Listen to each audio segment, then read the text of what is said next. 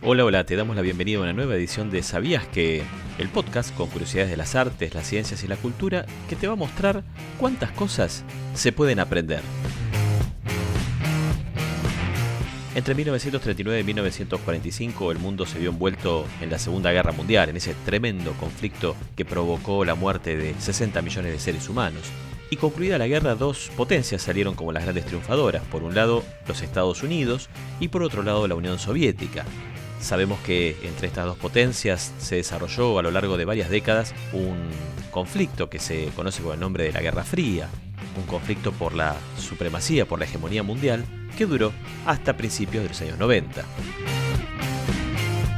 Uno de los aspectos en los cuales se vio esta competencia entre soviéticos y norteamericanos fue la llamada carrera espacial, es decir, la competencia, la lucha por ver quién dominaba el espacio, quién lograba avances más sustanciales en la conquista del espacio.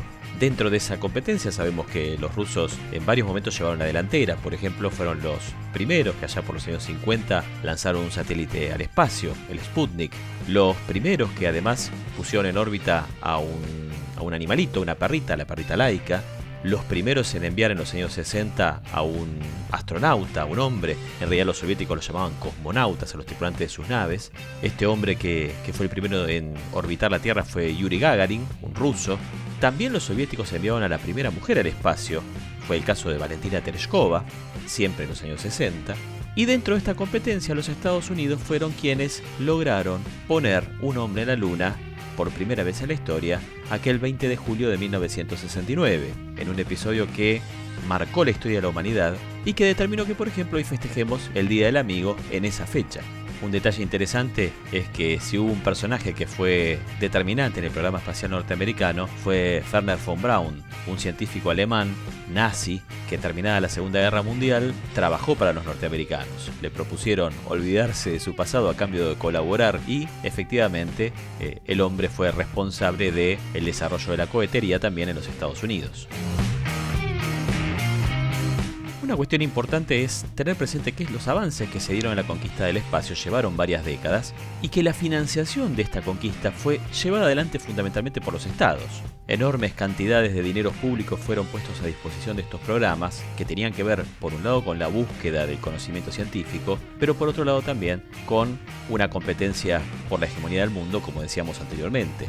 Ahora bien, el camino no fue sencillo. Cada logro en esta carrera espacial estuvo precedido también por fracasos e inclusive por situaciones donde hubo astronautas norteamericanos y cosmonautas rusos que perdieron sus vidas.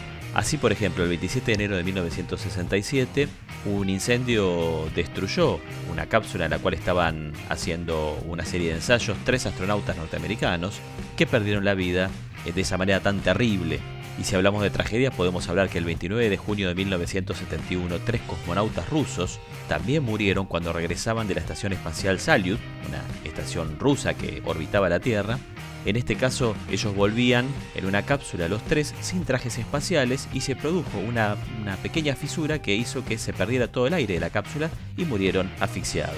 Es inconcebible pensar que había astronautas que volvían a una cápsula sin traje. Lo que pasa es que los rusos habían subestimado el riesgo de algún tipo de fisura y habían priorizado mandar más gente al espacio. Entonces, los tipos con traje hubieran ocupado mucho más lugar y no hubieran podido ser 3 los que realizaron esta misión. En definitiva, esta cuestión tan poco cuidadosa de la vida de estos hombres terminó llevando a los 3 a una muerte terrible. Y si hablamos de tragedia, un 28 de enero, pero de 1986, se produjo el estallido del Challenger, el transbordador espacial, luego de haber sido lanzado para una misión en el espacio. Y si queremos agregar otra tragedia, recordemos que el 1 de febrero de 2003 se desintegró otro transbordador, el Columbia, al reingresar a la atmósfera. Decíamos antes que hubo muchísimo dinero público puesto al servicio del desarrollo de la carrera espacial, pero a principios del siglo XXI nos estamos encontrando con una realidad diferente. Es cierto que los países, los estados están poniendo mucho dinero, pero también estamos frente a empresas privadas que pertenecen a multimillonarios que también están haciendo una inversión importante en pos de conseguir determinados negocios vinculados al espacio. Así nos encontramos, por ejemplo, con dos empresas, Blue Origins y Virgin Galactic. La primera pertenece al magnate Jeff Bezos, el dueño de Amazon. La segunda pertenece a Richard Branson. Hay una tercera también, que es SpaceX, que pertenece a Elon Musk. Las tres están desarrollando prototipos de vehículos orbitales y en el caso de las primeras dos, inclusive, llevaron adelante dos hechos que uno podría considerar de marketing del turismo espacial. Ambas empresas, tanto Blue Origin como Virgin Galactic, desarrollaron vehículos en los cuales viajaron sus propios dueños al espacio. Mejor dicho, no al espacio estrictamente hablando, porque los vuelos que realizaron fueron suborbitales, las naves no llegaron a entrar en órbita, sino que ascendieron hasta unos 80 a 100 kilómetros de altura. Ambos vuelos ocurrieron en julio de 2021 y fueron parte de una idea: desarrollar una especie de turismo espacial. De alguna manera se lo presenta como una democratización del espacio, algo poco creíble porque en realidad estos vuelos son costosísimos. Y acá hay un detalle también interesante, ¿no? Y es el hecho del impacto ambiental que tienen estos vuelos. Es decir, preparar naves para que haya personas de alto poder adquisitivo que vayan a dar una vuelta al espacio es muy costoso en términos energéticos. Pensemos que la liberación de gases que realizan estos vehículos afecta especialmente a la capa de ozono y contribuyen a lo que se conoce con el nombre de efecto invernadero. A modo de ejemplo, pensemos lo siguiente. Actualmente se envían al espacio unos 100 cohetes por año.